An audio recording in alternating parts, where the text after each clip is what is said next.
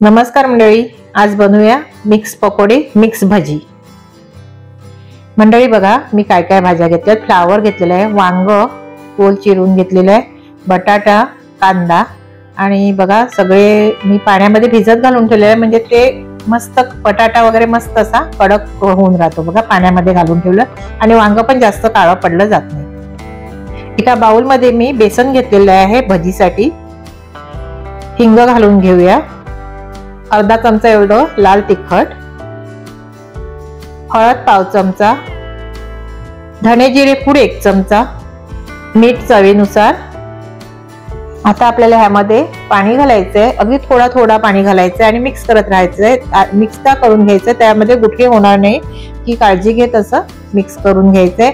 आणि ह्यामध्ये आपल्याला सोडा वापरायचा नाही मिळत, सोडा वापरायचा नाही मिळत तर मग भाजी कुरकुरीत कशी होणार। तर त्यासाठी पण पुढे तुम्हाला कळेलच मी काय घालणार आहे ते। त्यासाठी तुम्ही माझा व्हिडिओ पूर्ण पहा, न स्किप करता पूर्ण पहा, माझी टिप्स बघा। जर तुम्ही जर सोडा घातला तर सोडा हा शरीराला घातकच आहे, तर सोडा न घालता सुद्धा कुरकुरीत भाजी कशी होते ते तुम्ही पुढे पहा।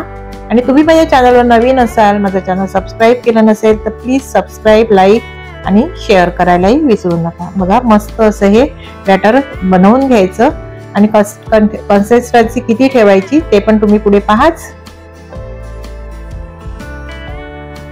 मंडळी व्हिडिओ कुठेही स्किप करू नका, अगदी लहान व्हिडिओ आहे।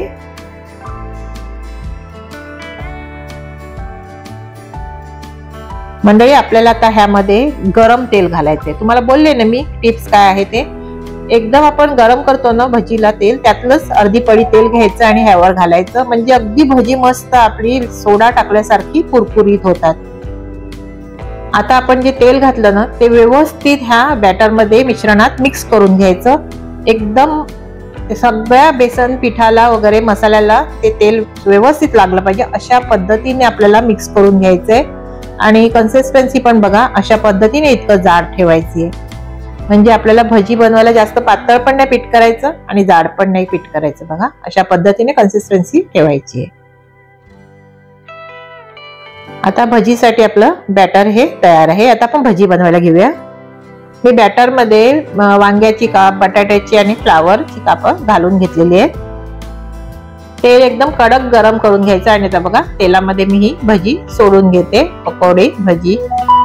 बघा मस्त असे कुरकुरीत असे ही भजी ह्यामध्ये होते। बघा साईडला जे बेसन बघा सेपरेट झालेलं आहे ना, बघा त्यावरून तुम्हाला समजत असेल की भजी किती कुरकुरीत होते। जर आपण सोडा घातला तरी आपल्याला तशीच टेस्ट येणार, जी सोड्यापेक्षा ही चांगली टेस्ट येते। ह्यामध्ये जर तुम्ही केली ना तर सोड्यापेक्षा छान अशी टेस्ट ह्यामध्ये येते।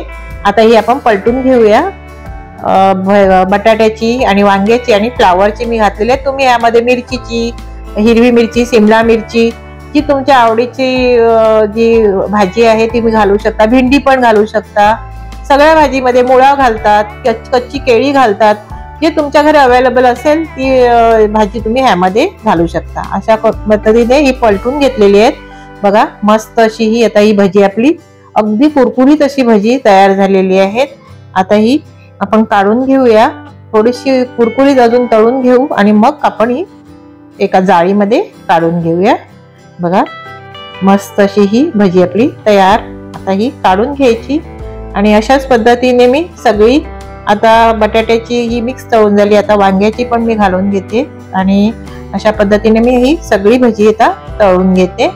बघा ही वांग्याची पण मी घालून घेतली, आधी बटाट्याचीच घातली आणि पुन्हा वांग्याची अशी करून सगळी तळून घेते आणि सगळी आपण काढून घेते। ही भजी तुम्ही चहा सोबत आणि चटणी, हिरवी चटणी, केचप सोबत संध्याकाळच्या नाश्त्याला मस्त अशी झटपट अशी होणारी ही भजी सोडा न वापरता अशा पद्धतीने तुम्ही ही बनवा आणि मला बनवून पहा अशा पद्धतीने आणि मला कमेंट्स करून सांगा की ताई नक्की भजी चांगली झाली।